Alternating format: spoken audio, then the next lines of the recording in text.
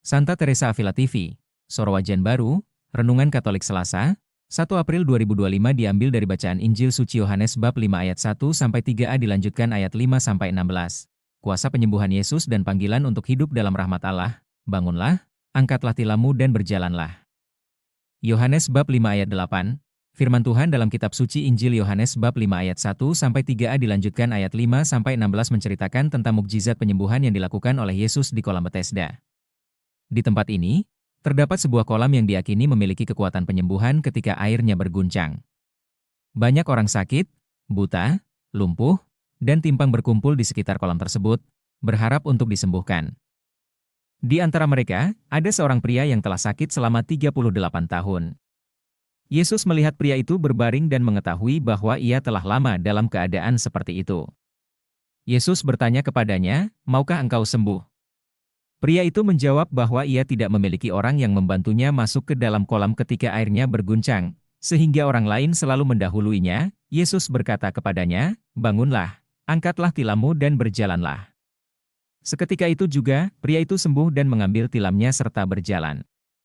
Peristiwa ini terjadi pada hari Sabat, dan karena itu, orang-orang Yahudi mulai mengkritik pria yang disembuhkan karena membawa tilamnya pada hari Sabat, yang dianggap melanggar hukum Sabat.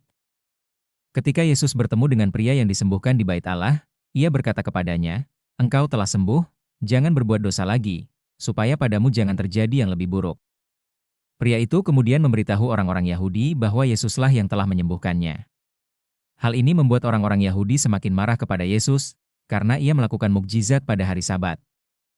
Peristiwa ini mengajarkan kita tentang kuasa penyembuhan Yesus dan pentingnya hidup dalam rahmat Allah. Yesus tidak hanya menyembuhkan fisik pria tersebut, tetapi juga memberikan peringatan untuk hidup dalam ketaatan dan menjauh dari dosa. Mukjizat ini menunjukkan kasih Allah yang tanpa batas dan kuasanya yang tak terbatas. Kita diajak untuk merespons rahmat Allah dengan hidup dalam ketaatan dan menjauhi dosa, serta mempercayai kuasa Yesus yang dapat memulihkan dan mengubah hidup kita. Poin-poin refleksi sehari-hari. 1.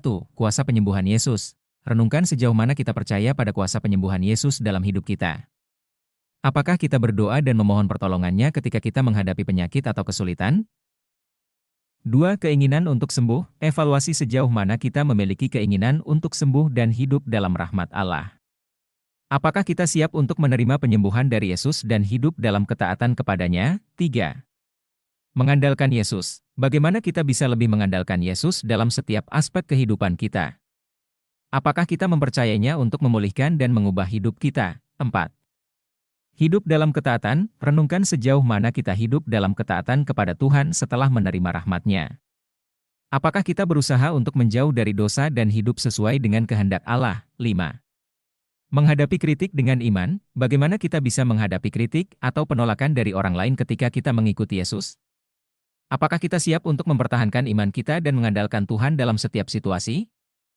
Dengan merenungkan dan mengamalkan pesan dari Injil hari ini, kita diajak untuk memperkuat iman kita dalam kuasa penyembuhan Yesus dan hidup dalam rahmat Allah.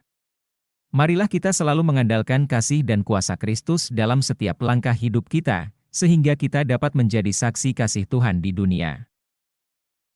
Thank you for watching. Join dan subscribe Instagram, Facebook dan YouTube Revival One.